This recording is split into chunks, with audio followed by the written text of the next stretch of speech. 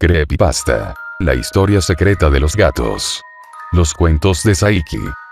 Hola hijos de la Santísima e Inmaculada Papaya. En este cartón animado, presentaré un creepypasta del demonio conocido como Nekomata Chayanego encarnado en un gato, llamado Saiki.exe. Por lo tanto, la siguiente narración mostrará unos relatos terroríficos sobre un gato llamado Saiki. En este sentido, este texto está basado en hechos reales.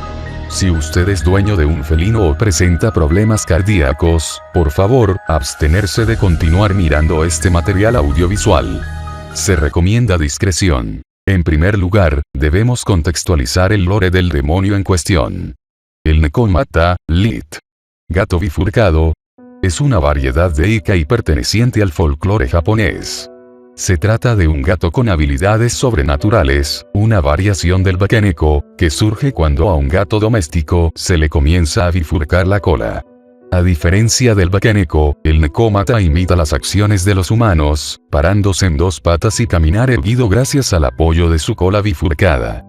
Causan un sonido muy parecido al lenguaje humano al maullar, sin embargo, no pueden transformarse en humano.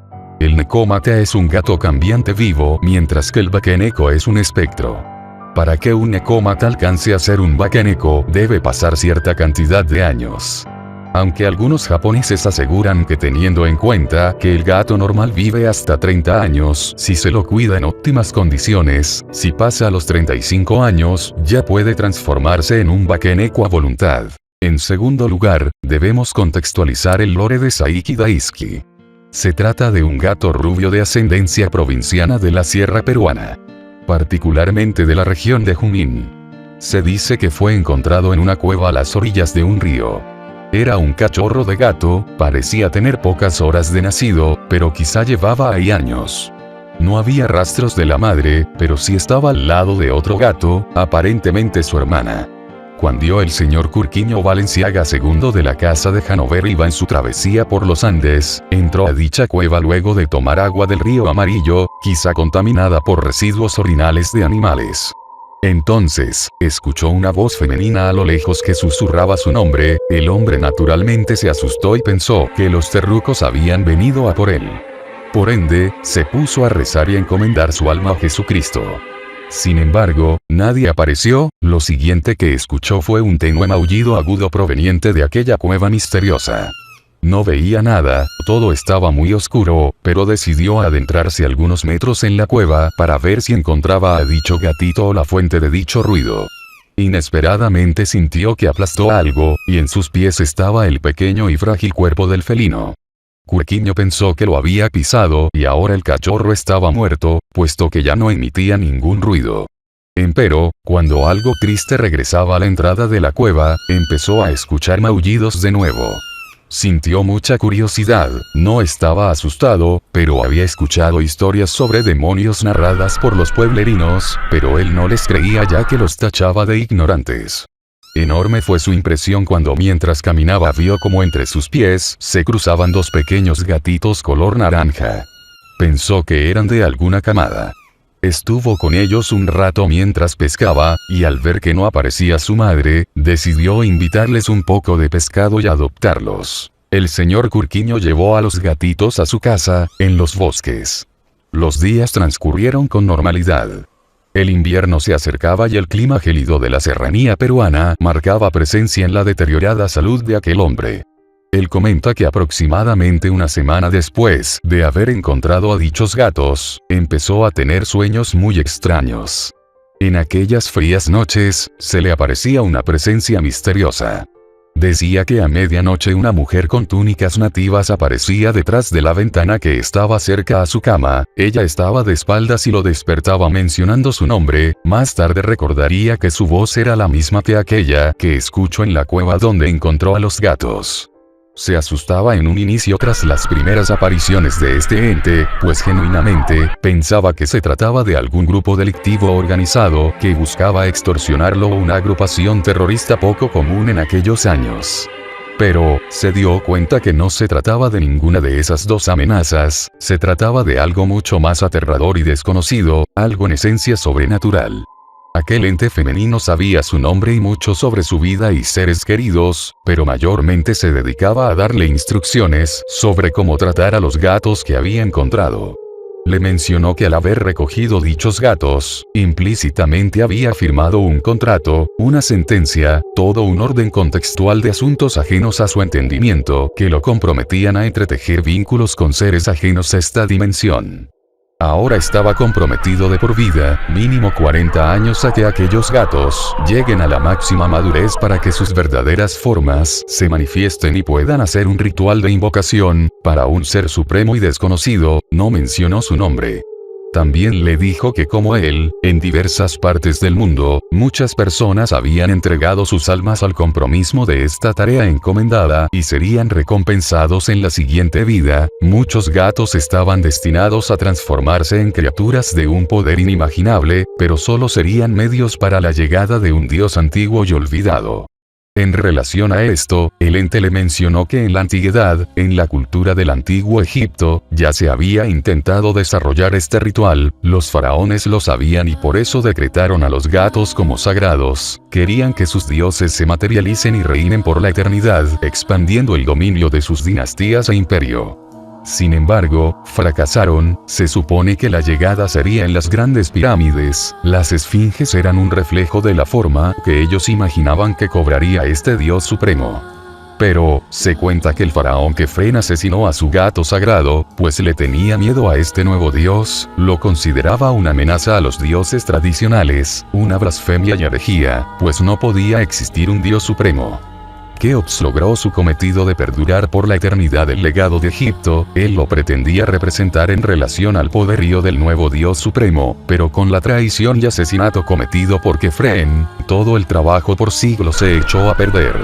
No fueron conscientes por muchas décadas. Miserino mandó a construir la última y más pequeña pirámide como representación de unas disculpas que nunca fueron atendidas, como una representación de la decadencia espiritual, emocional y política de Egipto. Siglos más tarde, su cultura desapareció y se perdió en los abismos de la antigüedad histórica.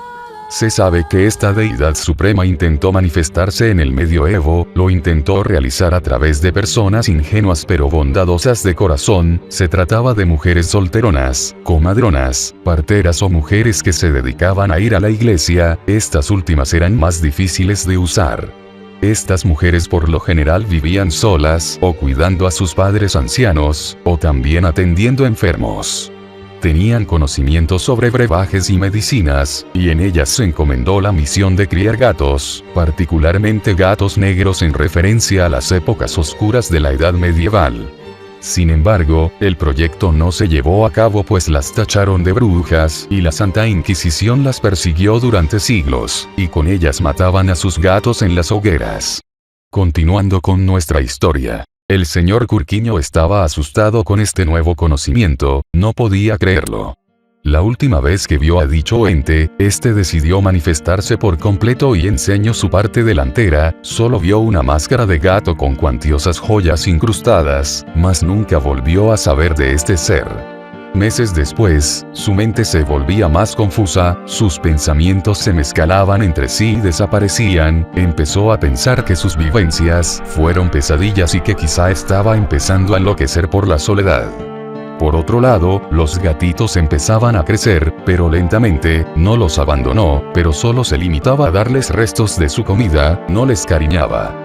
Eran muy adorables, jugaban como gatos normales. La hermana Cachorro tenía una mirada alegre, pero José Roberto, así lo llamó Curquiño en un inicio, tenía una mirada seria y profunda, una mirada que hacía ver que él podía pensar y estaba pensando grandes cosas.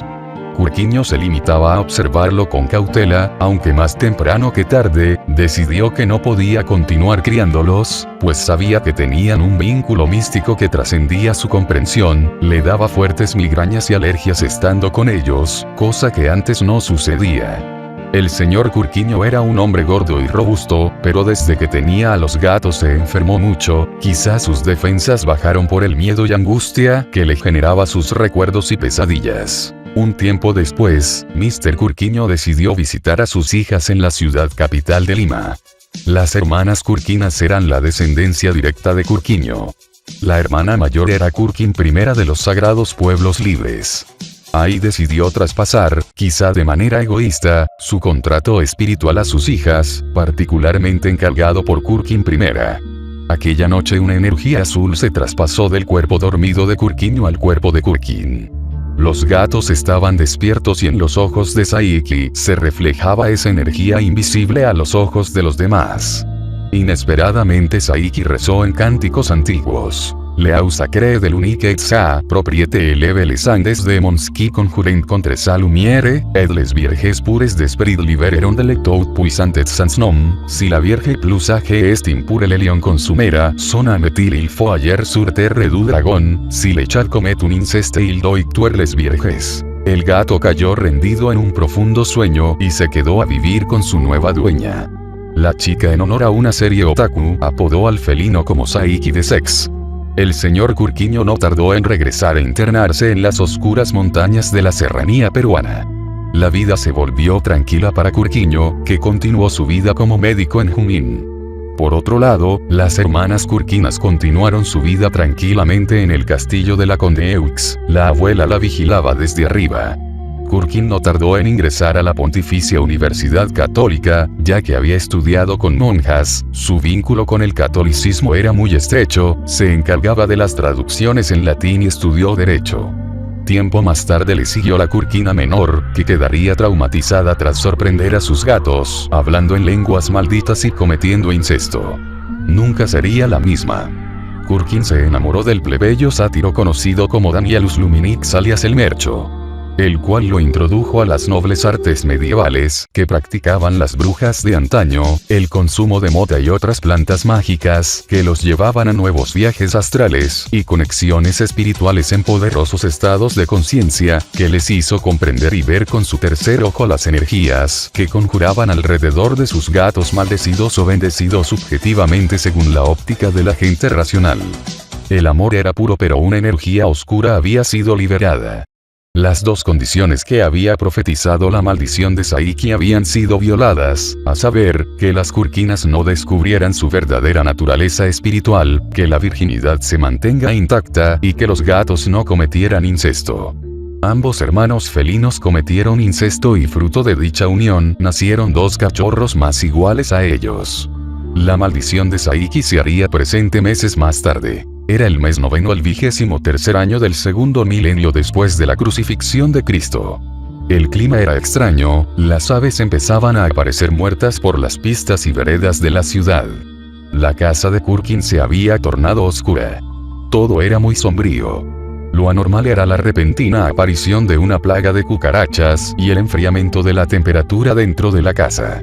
Kurkin solo regresaba de su rutina académica en aquella universidad católica. Habían pasado unos días desde que la hermana menor había caído en un profundo sueño, muy extraño, seguía viva pero no salía de su habitación, solo dormía y dormía. Kurkin, por el contrario, no podía dormir. Sus ojeras eran reflejo de su demacrada cara, era como si una energía negativa marchitara su felicidad y juventud. Ella se sentaba en su escritorio de madera a estudiar la Biblia, buscaba ayuda y seguridad en el Dios católico.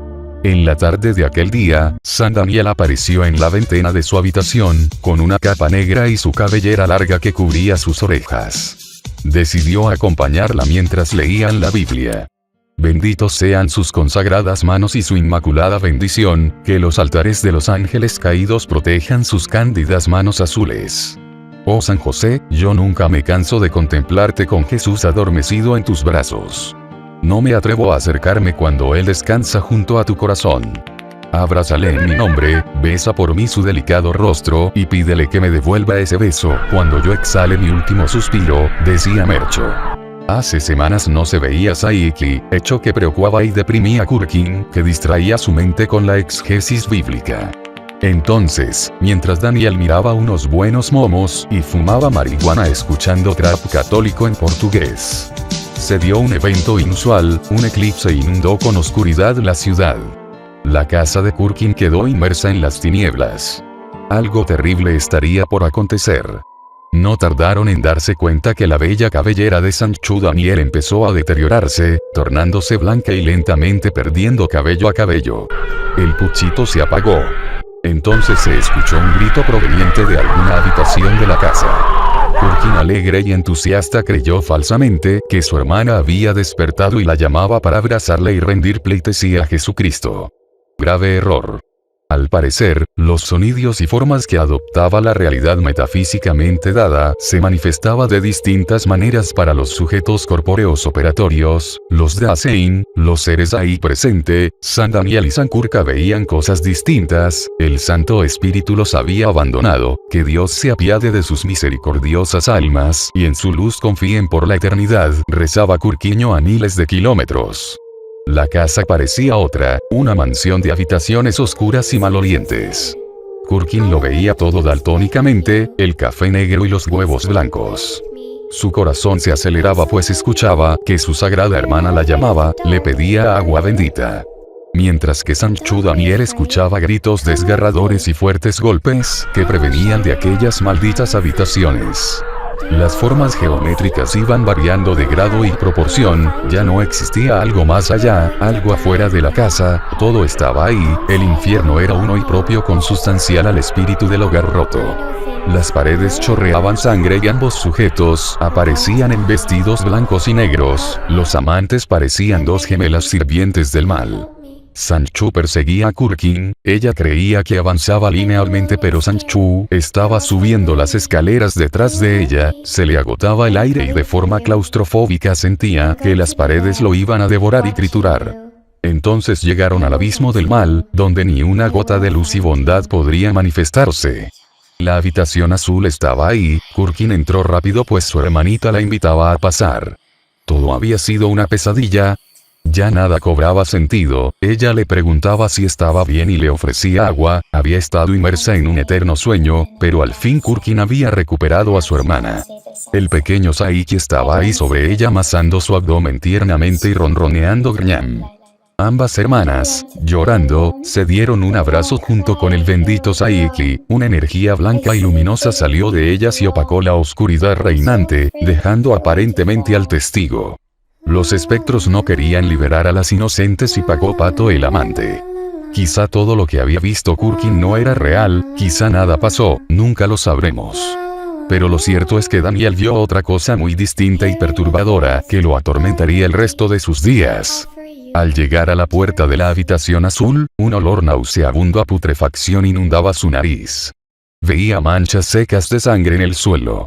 Cuando entraron él vio como una criatura horrible, parecía una pantera extremadamente delgada, con rostro humanoide cubierto en los ojos oscuros y vacíos por una máscara de un gato amarillo, sus patas eran manos humanas estiradas, huesudas que terminaban en grandes garras, emitía unos chillidos horripilantes que le provocaba sangrados de tímpano, el monstruo estaba destripando a la hermana y se había comido sus ojos.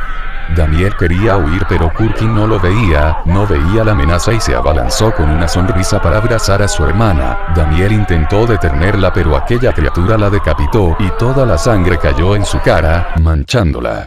Había quedado petrificado por un instante, pero cuando la criatura lo miró fijamente con sus negros ojos, solo atinó a cerrar la puerta y correr con los ojos cerrados por aquellos pasillos malditos mientras lloraba como una niña.